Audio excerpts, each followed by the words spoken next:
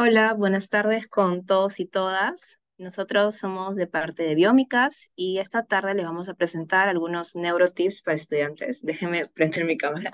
Hola, ¿cómo están? Em, Primero, muchísimas gracias por venir. Hacemos actividades también todos los viernes, por si quieren venir a alguna más. Y sin más premura, empezamos con esta presentación. Primero, para quienes no saben, los introducimos a Biómicas. Somos una asociación estudiantil de estudiantes de biología, cuyo lema es Expande tu pasión por la ciencia. Nos enfocamos en diferentes temas de biología y también buscamos que todo el mundo se interese por estos temas y también difundir los nuevos avances que ocurren en la ciencia. Y es por eso que hoy día vamos a hablar un poco más de la intersección que tiene el estudio con la neurociencia. Pero para empezar, primero vamos a definir qué es la neurociencia. Como dice su nombre, es el estudio del sistema nervioso en diferentes niveles, abarcando desde las interacciones de las neuronas con químicos hasta la estructura del cerebro. Por ende, comprende el impacto de los procesos cerebrales en procesos cognitivos, que es algo que vemos bastante en el tema del estudio. La neurociencia tiene bastantes ramas y es por eso de que resaltan tres ramas cuando estamos hablando del tema de estudiar, estar en la universidad y demás actividades afines. En el caso de la neurociencia cognitiva es el que más resalta porque habla de cómo los humanos aprendemos y las bases neurológicas de esto. E incluso tiene cierta intersección con la psicología. Después está la neurociencia social y la del comportamiento, que como dicen sus nombres, se centra más en las interacciones con otros. No podemos obviar estas cuando hablamos de estudio, porque el estudio al fin y al cabo es una parte que nos permite interactuar con otros, ya sea con nuestros compañeros o también con los profesores.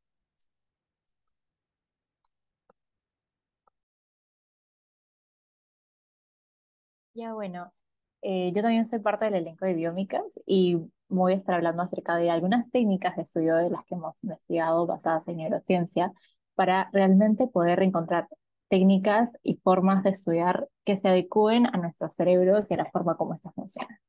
Pero antes de todo, vamos a empezar con una pregunta que probablemente varias personas se hagan, y es que realmente hay buenos y malos estudiantes en donde... Ya está. Ya. Normalmente nosotros pensamos que, pucha, no sé si es que soy un buen estudiante. ¿Cómo sé si es que estoy haciendo las cosas bien? ¿Cómo sé si es que sé estudiar? ¿Cómo sé si es que me estoy esforzando en la dirección correcta? Bueno, según un neurocientífico, según la neurociencia, definir un buen estudiante es un poco difícil porque tiene que ver mucho con la habilidad, con el esfuerzo que cada uno le pone. La habilidad, normalmente algunas personas nacen con ese tipo de habilidades. ¿No les pasa que hay amigos que tienen mucha facilidad de aprender ciertos temas, de entender ciertos conceptos y los captan rápidamente, mientras que a otras personas se les dificulta un poco? Cada uno tiene un área de interés y un área en donde es bueno. Esa es la parte de habilidad. Y por otro lado, hay otra parte que podemos controlar con mucha más facilidad, que es el esfuerzo que le ponemos. Pero aquí hay que recargar algo muy importante y es que el esfuerzo tiene que estar canalizado en la dirección correcta. Y no han escuchado la frase estudia inteligente y no duro. Y es precisamente a esto a lo que se refiere, porque uno se puede quedar estudiando 5 de la mañana, 6 de la mañana, un examen de la forma incorrecta y al final haber aprendido muy poco o algo muy general a lo que querías.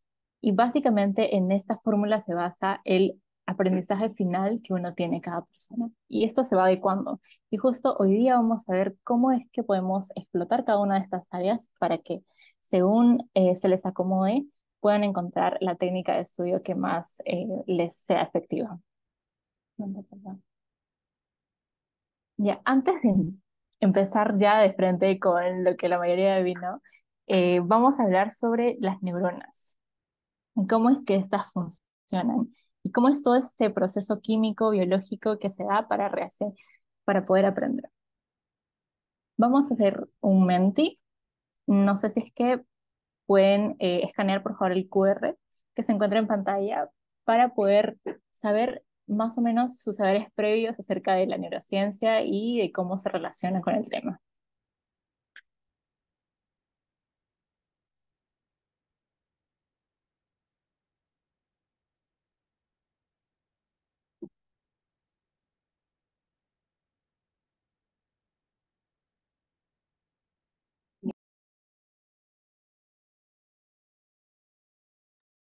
Sí, sí, ahorita lo pasamos, no te preocupes.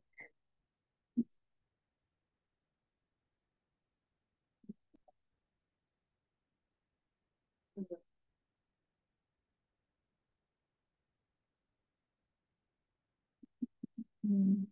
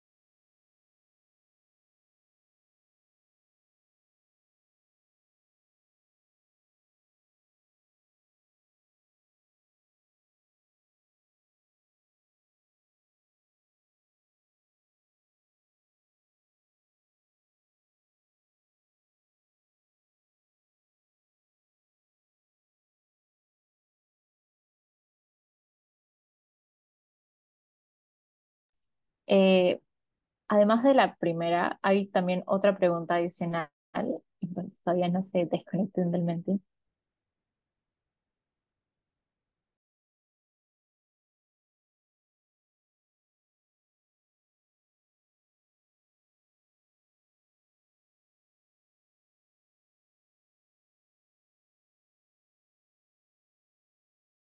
Bueno, estos son los resultados que tenemos y aparentemente bastantes de la audiencia tienen un poco de conocimiento acerca de la neurociencia. Bueno, en esta charla vamos a expandir, tratar de expandir un poquito, no tanto, pero vamos a tratar de expandir un poquito las fronteras del conocimiento que tenemos sobre neurociencia. No sé si es que a alguien le gustaría participar acerca de una de sus respuestas, por ejemplo, de los métodos de estudios que tienen. Podemos ver que algunos emplean el método Feynman, hacer post, resumen, eh, apuntar solo las cosas importantes, lectura visual. Eso está interesante. No sé si es que el que puso su respuesta pudiera explicarnos un poco de qué es lo que trata la lectura visual.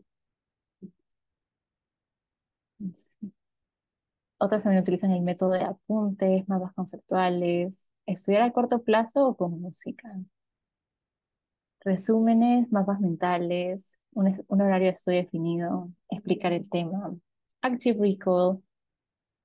Sí. Bueno, vemos que hay varios métodos de estudio y nosotros solo vamos a tratar cuatro. Eh, y uno de ellos, bueno, dos o tres de ellos los han mencionado aquí, que es el método Feynman, el Active Recall, el Space Repetition y uno más que es Problem Solving. Sí.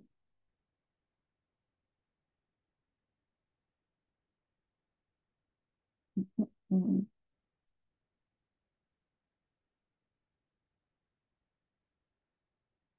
ya, perfecto. Bueno, justo esos son los que estaba mencionando. Primero vamos a ir con el Active Recall, luego con el Space Repetition, la técnica de Feynman, que también ya la conocen algunos, los que han participado del Menti, y la resolución de problemas. Pero antes de todo, como este es un taller de neurociencia, obviamente no podíamos empezar sin hablar de las neuronas y cómo éstas funcionan y cómo así han descubierto esta relación que tienen la sinapsis con el aprendizaje.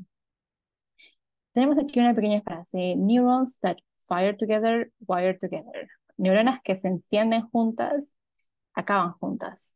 Entonces, eso tiene mucho que ver si es que nos damos cuenta de cómo funciona todo el proceso de sinapsis. Aquí tenemos una célula presináptica, que es una neurona, que se encuentra normalmente en la periferia, es la que va a recibir la señal, el estímulo que estamos brindando. Y va a pasar un potencial eléctrico, el potencial de acción en este caso, como está representado. Y lo interesante y lo chévere de esto es que esta energía eléctrica se va a transformar en energía química. Como vemos aquí más abajito, la señal se va a transmitir a través de neurotransmisores. Algunos de los más conocidos son la dopamina, la serotonina, pero hay algunos también como la adrenalina, que nos van a ayudar mucho en el proceso de aprendizaje. Todo este proceso de transformar energía química, perdón, energía eléctrica a energía química para transmitir información de una neurona presináptica a una postsináptica se llama sinapsis. Y este suceso se ha visto mucho en la evidencia científica que está muy relacionado con el aprendizaje, que de hecho esta sinapsis, la relación entre dos neuronas, la forma en la que estas interactúan, puede variar según el aprendizaje que estemos realizando. Por ejemplo, hay áreas del cerebro que se dedican a la zona motora, hay áreas que se dedican a la memoria a largo plazo y mientras estas estén siendo correctamente estimuladas, van a encenderse como se ven en las radiografías. Aquí tenemos neurogénesis versus plasticidad sináptica. Justo lo que les mencionaba, lo de la sinapsis, tiene un concepto, un nombre en sí, se llama plasticidad sináptica. Y muchas veces pensamos que, bueno, si una persona es más inteligente, probablemente tiene más neuronas, o su neurogénesis es un poquito más estimulada que la mía, o cosas así. Pero en realidad, solamente el 0,004% de neuronas que tenemos en nuestro actualmente sistema nervioso representan neuronas que están bebitas, como que recién están creciendo. Es decir, es muy poquito el porcentaje comparado con el total. Y es por eso que se le relaciona muy poco la neurogénesis con el aprendizaje. En cambio, la plasticidad sináptica sí se ha visto que cambia a lo largo de todo el proceso de aprendizaje. Siguiente, por favor. Una vez sabiendo todo eso, sabiendo cómo es que tenemos que, o cómo funciona nuestro cerebro, cómo funcionan nuestras neuronas, cómo podemos estimular esta sinapsis y el cambio de sinapsis en nuestro sistema nervioso. Uno de estos métodos de estudio, que es uno de los que personalmente también uso, se llama Active Recall, que probablemente ya lo han escuchado. Se ha vuelto un poquito famoso en los últimos años. Y pueden encontrar un montón de info adicional en YouTube de personas que la aplican y de las maneras en las que la aplican. Básicamente, ¿en qué consiste? Consiste en no sacar, en no introducir información a nuestro cerebro. Cuando aprendemos, ¿qué es lo que hacemos? Cogemos un libro y lo que hacemos es leerlo y ir aprendiendo, ir repasando lo que dice en el libro. Lo que estamos haciendo básicamente es tratar de introducir nueva información a nuestro cerebro en un proceso que es unidireccional. Pero lo que propone esta técnica de estudio es que no solamente introduzcamos información nueva, sino que de nuestro cerebro extraigamos información. Hacer ya no esta comunicación unidireccional, sino que sea bidireccional y que sea un estudio más activo en lugar de pasivo. Normalmente, bueno, esto es lo que yo solía hacer, era leerme la guía de estudio y resaltar y dibujar y escribir lo que había entendido. Y esto es un estudio, un método de estudio bastante común y de hecho a muchas personas les puede funcionar, pero se conoce como estudio pasivo. Y también es bueno combinarlo un poco con estudio activo, que es el que precisamente es el actifico, y se puede aplicar de varias formas. En este caso, como vemos aquí, primero seleccionamos el material de estudio que queremos tomar, hacernos preguntas, justo aquí también vienen las famosas flashcards, y explicar qué es lo que nos acordamos de este tema. Básicamente, razonar, recordar lo que conocemos del tema y ver cuánto hemos aprendido de clase. Tiene múltiples beneficios. Dice, mejora la retención y comprensión a largo plazo. Fortalece las conexiones neuronales que precisamente son estas sinapsis y promueve la plasticidad cerebral. Esta técnica también está muy combinada con la spaced repetition. que se basa en otro concepto de la curva del olvido, que también es basado científicamente y pueden encontrar mucha info en Internet. ¿Qué nos dice esta curva del olvido? Que precisamente mientras más tiempo pase, más rápido nos vamos a olvidar de las cosas. Pongámonos en el día uno, por ejemplo. Aquí, justo al inicio de la curva. Nuestra información recién acaba de ingresar a nuestro cerebro, recién la acabamos de escuchar, de aprender, y está fresca en nuestra memoria a corto plazo. Van a pasar 1 o 2 días y probablemente siga fresca, pero luego de una semana probablemente no nos vamos a acordar de nada. Esta es la curva del olvido que va bajando el nivel de retención a lo largo del paso del tiempo.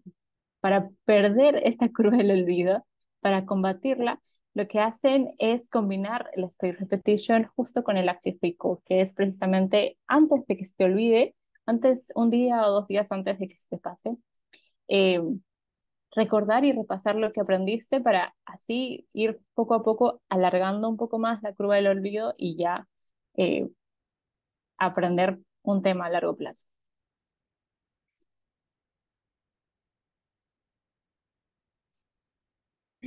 La siguiente técnica es la técnica de Feynman, que bueno, se basa a grandes rasgos de explicar las cosas que aprendiste a un niño, como si lo estuvieras explicando a un niño pequeño, alguien que tiene conocimiento muy básico o nulo sobre el tema.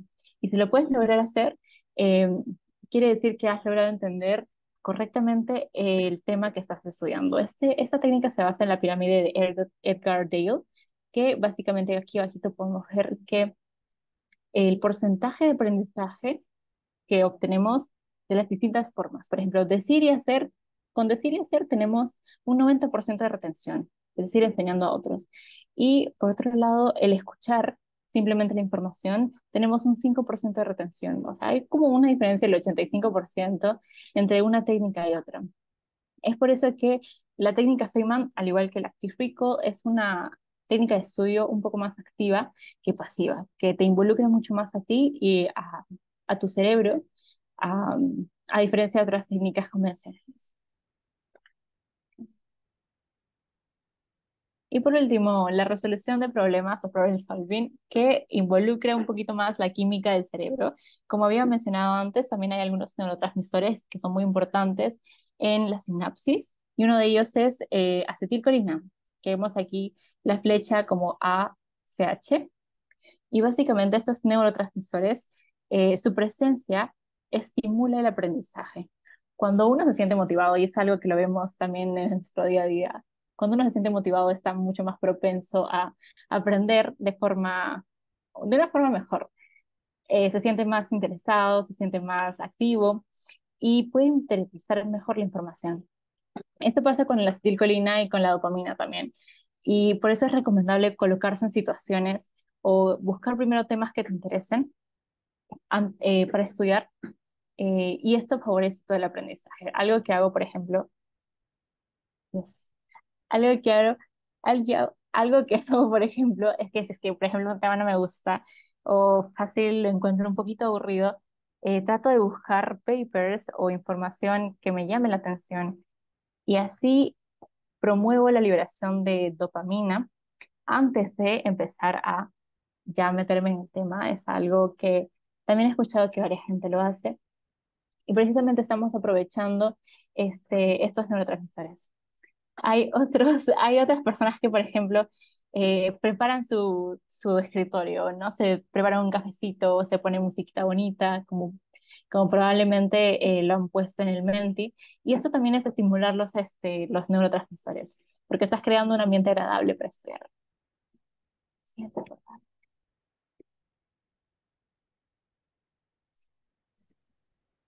Hola, yo soy Mía, también parte del equipo de Biómicas y voy a hablar sobre motivación y el mindset.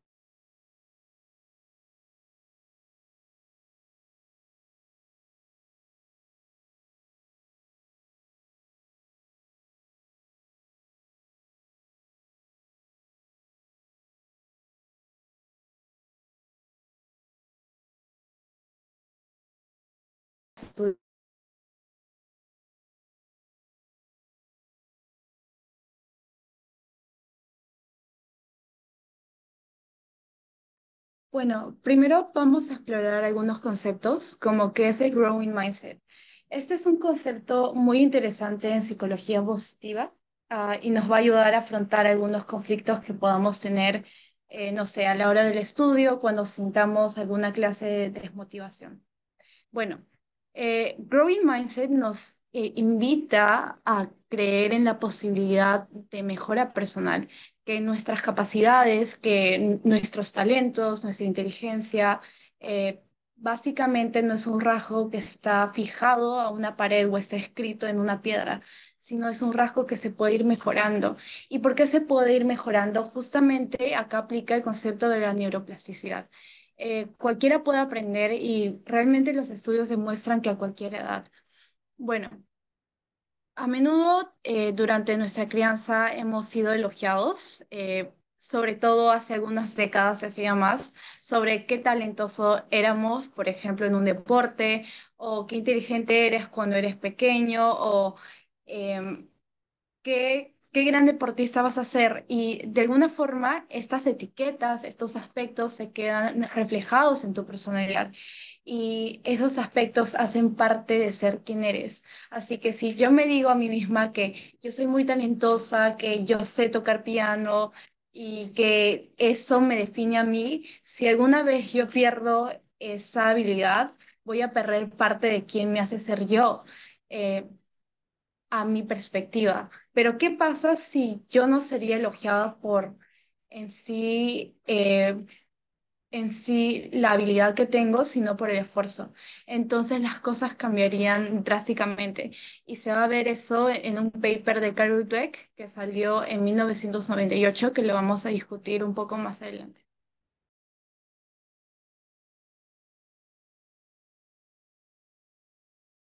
Bueno, para empezar a hablar un poco más sobre Growing Mindset, primero vamos a explicar qué es un mindset. Entonces, nosotros creemos que un mindset es básicamente una mentalidad, ese es el concepto más básico que tenemos. Sin embargo, un mindset es la serie de lentes en la que vemos el mundo. Un problema técnico, pasó algo con la diapositiva, pero ahora volvemos. Pero básicamente los lentes con los que vemos al mundo, la forma en la que nuestro cerebro organiza las ideas es una mentalidad y esa mentalidad es aplicable a toda la vida. Es decir, no solo en el tema académico, yo puedo mirar algo desde una perspectiva, sino también en la vida en general. Yo puedo mirar algo como el vaso lleno, el vaso medio vacío. Esa es una mentalidad, es la forma en la que yo organizo información, la información que me rodea y yo miro el mundo.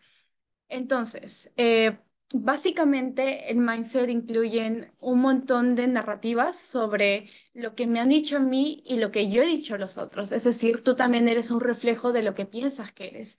Así que, ¿cuántas veces nos han dicho que somos buenos en algo? ¿Y por qué fuimos buenos en algo? ¿Y cuántas veces nos han dicho que somos malos en algo? ¿Y por qué nos han dicho eso? Es decir, quisiera que alguien del público quizá me pueda decir un ejemplo de que le dijeron, sobre todo de pequeños, que eran buenos en una cosa en general. Puede ser tocar piano, jugar un deporte, puede ser hablar cuando eras pequeño y eso te definía de alguna forma como este concepto de inteligencia o madurez mental cuando eras pequeño. ¿Alguien del público?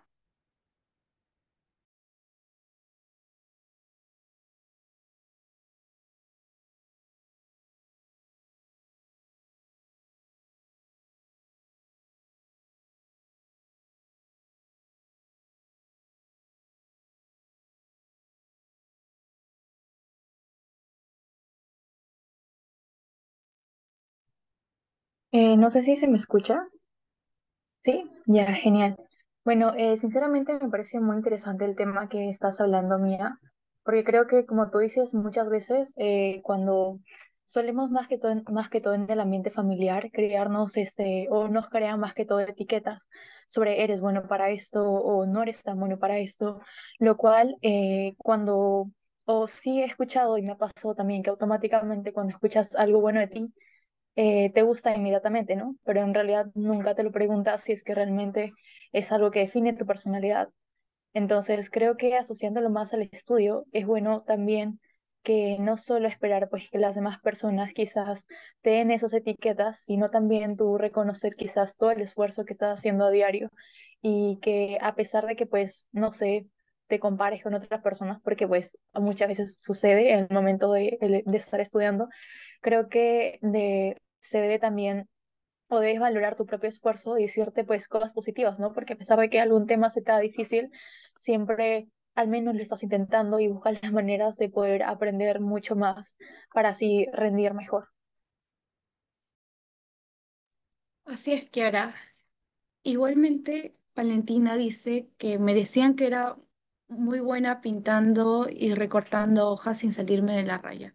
Claro, la idea es replantear para lo que somos buenos y lo que somos malos en base a las narrativas internas y externas que hemos tenido durante toda nuestra vida. Es replantear esta forma en la que nos miramos a nosotros mismos y la forma en la que miramos al mundo, porque al fin y al cabo ese tipo de retroalimentación no muchas veces funciona.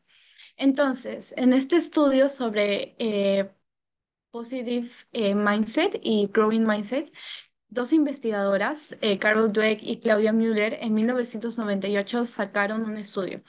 Su hipótesis inicial era que elogiar la inteligencia podía perjudicar y socavar la motivación de ciertas personas y el rendimiento de los niños.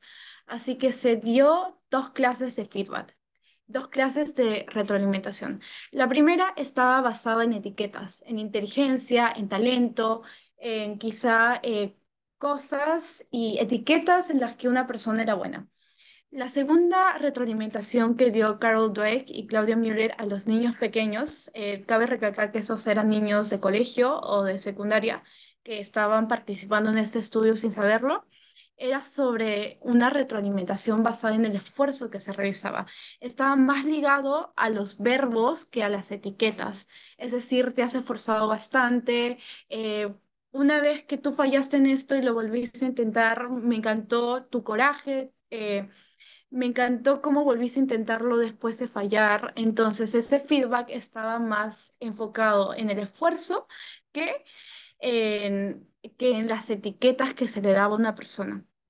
Así que básicamente el rendimiento estaba ligado a las elecciones que se realizaban, las decisiones que hacía cada persona para mejorar en sí un resultado a futuro. Y bueno, no sé si podemos pasar a la siguiente diapositiva. Ok.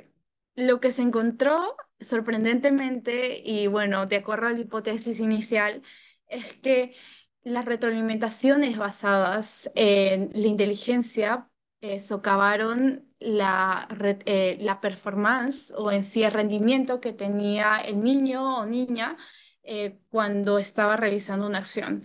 Y es más, se encontró algo aún más interesante, y es que cuando se daba retroalimentaciones basadas en inteligencia, la persona o el niño o niña era más liable a mentir sobre el rendimiento que había tenido y los resultados que había obtenido.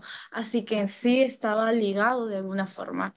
Eh, Así que también se encontró que los niños que estaban elogiados por el esfuerzo, el grupo que estaba elogiado en base al esfuerzo de esta actividad, eh, tuvieron un mejor rendimiento y no solo eso, sino que cuando se les preguntaba con una ronda de preguntas más difíciles o se les daba retos que se complicaban más a simple vista, ellos aceptaban eso porque sabían que iban a ser recompensados, bueno, subconscientemente en su mente más por el esfuerzo que realizaban y lo que daban para aprender que por una etiqueta.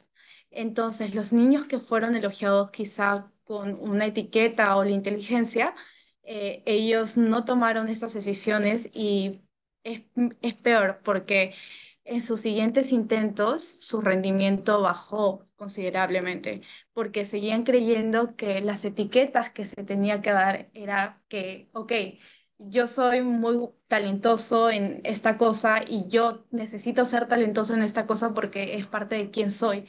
Así que bueno, la idea es cambiar esto y vamos a dar algunos tips más adelante para hacer un cambio gradual en nuestro método de aprendizaje, porque realmente lo que importa es el rendimiento que das ante una prueba futura.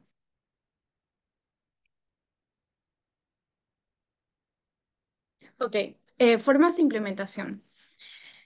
Bueno, el caso ideal es tener un profesor o profesora o persona que vaya a enseñarte un tema que te diga que hiciste un gran esfuerzo, que seas recompensado por eso desde pequeño. Sin embargo, eso no ocurre en todos los casos.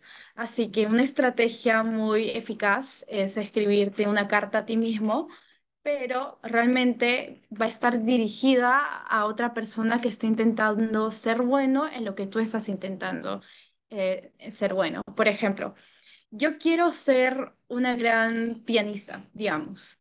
Entonces, pero es decir, me frustro cuando toco mal el piano. ¿Qué es lo que pasa? Voy a escribir una carta a una persona, voy a despersonalizarme primero, escribir una carta a una persona que quiere ser buena en el piano. Y yo voy a leer esa carta como si hubiera sido escrita por otra persona. Entonces, en esa carta tiene que explicarse qué es un growing mindset, por qué me ayuda y qué puedo hacer para ser mejor en las cosas que hago, en la cosa que quiero volverme mejor. Entonces yo leo esa carta como si fuera una influencia externa y la tomo como un consejo.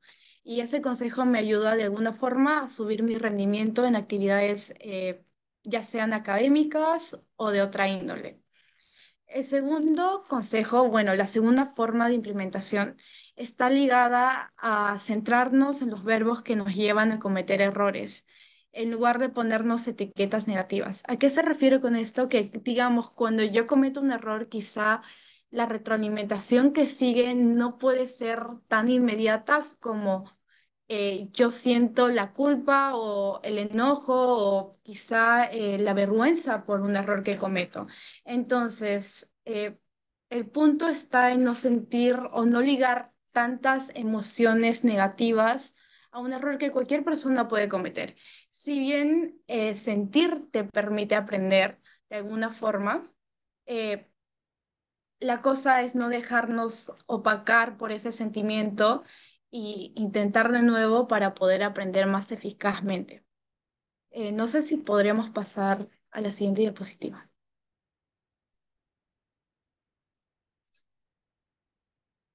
Bueno, este es un video de The Huberman Lab. Él es un neurocientífico, pero básicamente este video cuenta la historia de una neurocientífica igualmente, que ella estaba muy enfocada cuando era pequeña en tocar el violín. Y este es un ejemplo que me gusta bastante porque ella menciona una frase que dice que su cuerpo creció de acuerdo al violín.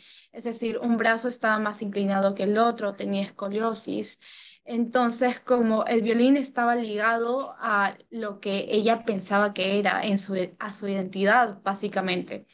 Entonces, lo que ocurrió es que cuando se fracturó la mano, nunca más pudo tocar violín, pero encontró una nueva pasión que fue la neurociencia, pero se dio cuenta que a ella le encantaba tocar violín porque ella podía conectar intensamente bajo todas esas capas con las emociones de otra persona y conectar de una forma con otra persona que pueda sentir sus emociones. Así que a ella le gustaba el contacto que se daba emocional con otra persona. Así que ella amaba el violín justamente por esa razón, pero cuando encontró otra cosa para estudiar, en este caso las emociones de las personas en el tema neurocientífico, se dio cuenta que era lo mismo. Así que quizá esta es una hipótesis, digamos, quiénes somos, nuestra identidad en base a los sentimientos que queremos sentir. Eh, Siguiente diapositiva, por favor.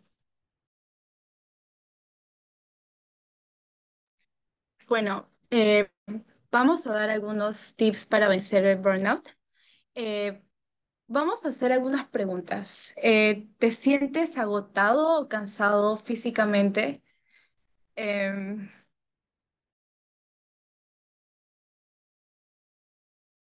Ok, hola, yo soy Val y también soy parte de Biónicas y esta parte la voy a tocar un poco yo.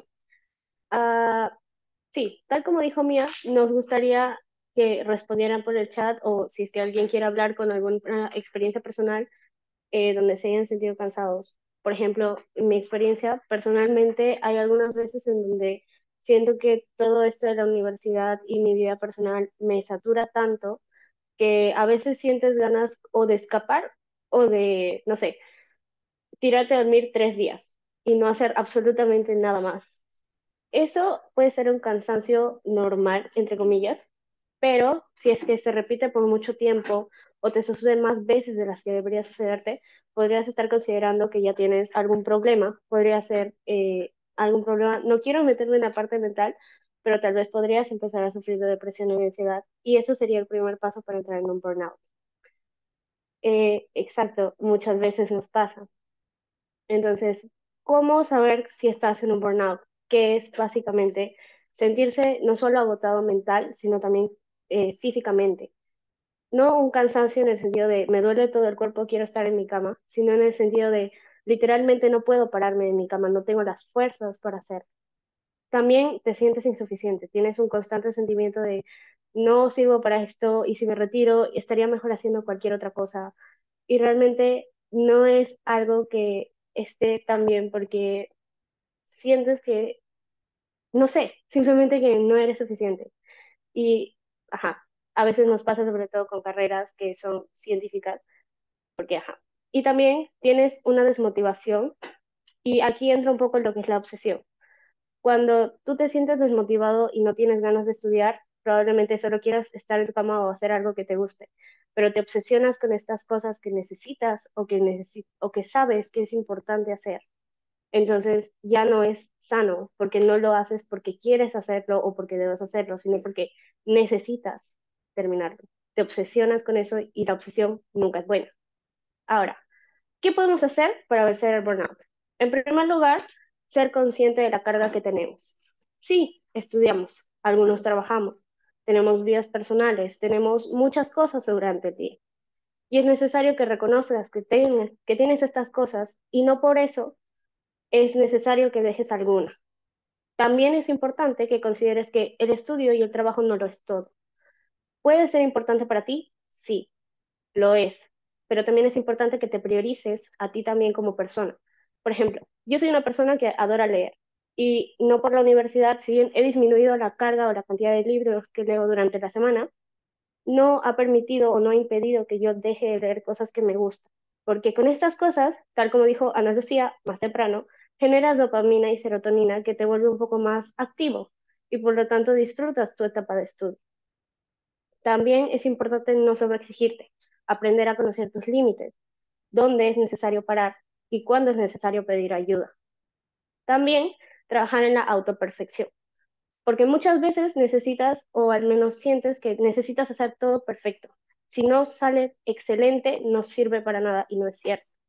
Tienes que aprender también a reconocer cuándo es suficiente, cuándo está bien y cuándo no hay que cambiar nada, porque no puedes alcanzar la perfección. También tienes que, o bueno, no, lo mejor que podrías hacer en estos casos es, aparte de pedir ayuda, tal vez comunicarte con tu grupo de amigos o de compañeros de la universidad, en donde podrías hacer un grupo de estudio para poder aligerar la carga y acompañarse mutuamente. Entonces hacen reuniones periódicas para que la carga sea más fácil. Sí, también con otros tips que también pueden leer en la diapositiva.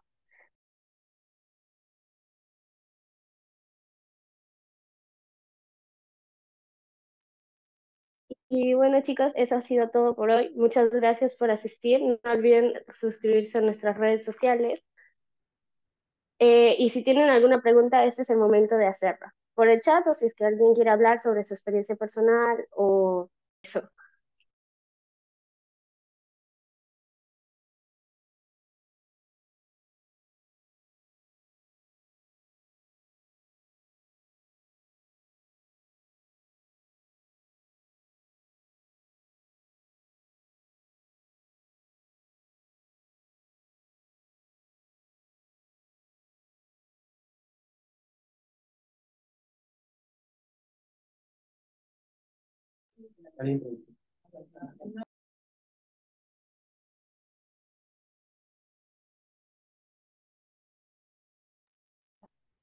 Ok, tenemos una pregunta de Valentina. ¿Cómo podemos saber qué método nos funciona realmente? Eso, Ana Y Lucía. para eso Ana Lucía va a responder. Bueno, básicamente mucho en realidad de la persona. Eh, Porque, por ejemplo, Valentina, no sé si es que puedes abrir tu micrófono, pero cuéntanos qué cosas te gustan hacer, o quizás reflexionalo tú un poquito más tarde cuando tengas tiempo. ¿Qué cosas te gustan hacer? ¿O qué cosas hacen que te emocionen, que te sientas naturalmente dispuesta a actuar? Eso también te puede ayudar a descubrir más o menos cuál es el tipo de inteligencia que tienes. Ah, me gusta escuchar música y te hablo esto. Eh, Puede que tengas un tipo de inteligencia auditiva que has probado alguna vez aprender escuchando podcasts, escuchando noticias.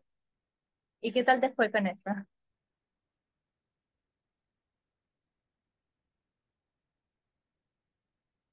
Desde mi punto de vista personal, y creo que todas las, o a veces viene, a veces no.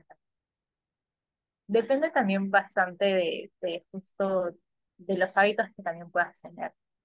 Todas las técnicas que hemos mostrado aquí, como también las que probablemente puedas investigar en internet, eh, son testeadas en grupos de gente que no solamente, o que pueden ser diferentes a nosotros. Están probadas científicamente, pero no siempre se adecúan en los grupos. Mi recomendación sería que pruebes. Personalmente, yo, para encontrar el método de estudio que a mí se me acomodaba, tuve que probar y no encajar con algunas cosas, por ejemplo. Antes yo solía, como lo comenté antes, subrayar cosas y bastante, y al final sentía que aprendía, pero luego después de varios días ya no recordaba casi nada. Y luego descubrí que me gustaba resolver puzzles, me gusta resolver crucigramas o este tipo de laberintos, así, toda especie de problema, me gustaba planear una solución para resolverlo. Entonces, justo por ahí fui, por el lado de las flashcards y por el lado de preguntarme cosas en lugar de tratar tratar de introducir información en mi cabeza. Por eso a mí se me da bien, por ejemplo, el Active Code, pero sería cuestión de que pruebes, ensayo y error, eh, qué es lo que se te adecua y qué es lo que no, para que al final puedas encontrar algo perfecto para ti.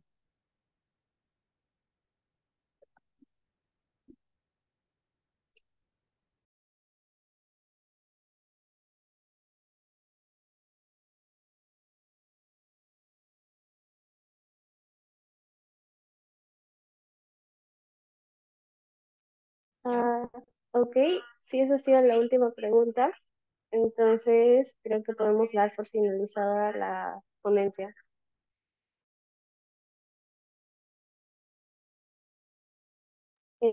Gracias por asistir, sigan a mi en todas las redes sociales y por favor sigan aprendiendo y expandiendo la ciencia. Muchas gracias.